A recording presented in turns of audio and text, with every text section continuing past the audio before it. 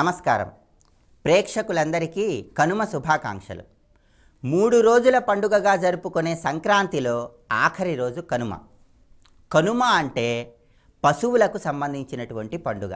వ్యవసాయానికి జీవనాధారం పశువులే కాబట్టి కనుమ పండుగ నాడు పశువులకు సంబంధించినటువంటి ప్రత్యేకమైన పూజను ప్రతి ఒక్కరూ కూడా నిర్వహిస్తూ ఉంటారు. కనుమ పండుగ నాడు గోమాతను పూజించటం ద్వారా, గోమాతకు సంబంధించిన శ్లోకాన్ని చదువుకోవటం ద్వారా గోవు యొక్క పరిపూర్ణమైన అనుగ్రహాన్ని సులభంగా పొంది సకల కార్యాలలో జయాన్ని పొందటానికి ఆస్కారం ఎంతగానో ఉంది. గోమాత యొక్క అనుగ్రహాన్ని సులభంగా పొందటానికి కనుమ పండుగ నాడు గోవుకు పసుపు కుంకుమలు రాసి, గోవుకి హారతి ఇస్తూ, గోమాత చుట్టూ ప్రదక్షిణలు చేస్తూ ఏ శ్లోకాన్ని చదువుకోవాలో ఇప్పుడు మనం పరిశీలిద్దాం. గావో మే మాతరః సర్వా, గావో మే పితరః సదా, గావో మమాగ్రతః సంతు, గావో మే సంతు పృష్ఠతః, గావో మే పార్శ్వతః సంతు, గవాం బృందే వసామ్యహం. ఈ శ్లోకంలో ఉన్నటువంటి అర్థాన్ని మనం పరిశీలించినట్లయితే గోవులను సాక్షాత్తు మాతృస్వరూపంగా, పితృస్వరూపంగా ఈ శ్లోకంలో వర్ణిస్తున్నారు. అలాగే మన ముందు భాగంలో, మన వెనక భాగంలో, మన చుట్టూ మొత్తం కూడా గోవులే ఉన్నాయి అనేటటువంటి అర్థంలో ఈ శ్లోకాన్ని చదువుకుంటూ గోపూజ చేసినట్లయితే సురభి యొక్క పరిపూర్ణమైన అనుగ్రహాన్ని చాలా సులభంగా పొందవచ్చు. అదేవిధంగా ఈరోజు పక్షి పూజ చేయటం కూడా అనాదిగా వస్తున్నటువంటి సంప్రదాయం. దేవాలయాలలో స్తంభాలకు ఈ కనుమ పండుగ నాడు వడ్లను కుచ్చులాగా కడతారు. పక్షులు వచ్చి ఆ కుచ్చును తీసుకొని తిన్నట్లయితే సమస్త దోషాలు కూడా నివారించబడతాయి.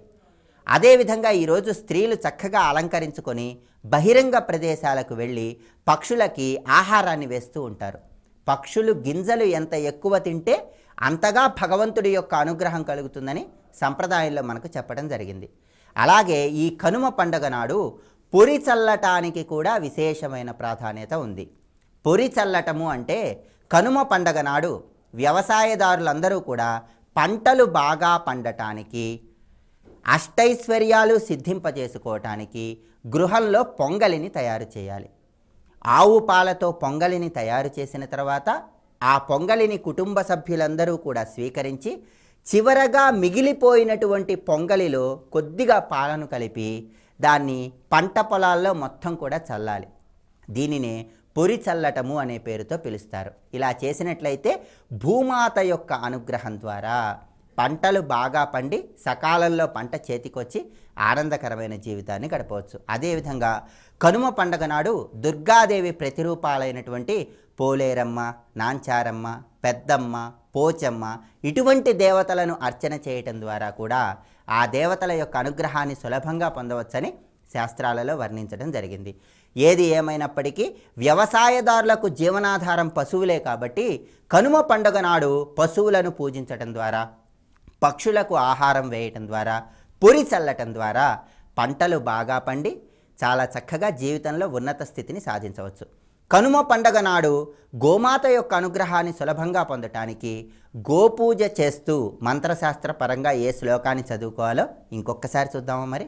గావో మే మాతరః సర్వా, గావో మే పితరః సదా, గావో మమాగ్రతః సంతు, గావో మే సంతు పృష్ఠతః, గావో మే పార్శ్వతః సంతు, గవాం బృందే వసామ్యహం. శ్లోకం చదువుకోండి, గోపూజ చేయండి, పక్షులకు ఆహారం వేయండి, పొరి చల్లండి.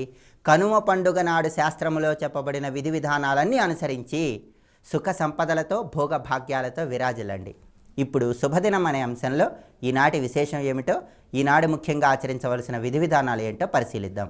సర్వే జనాః సుఖినో భవంతు.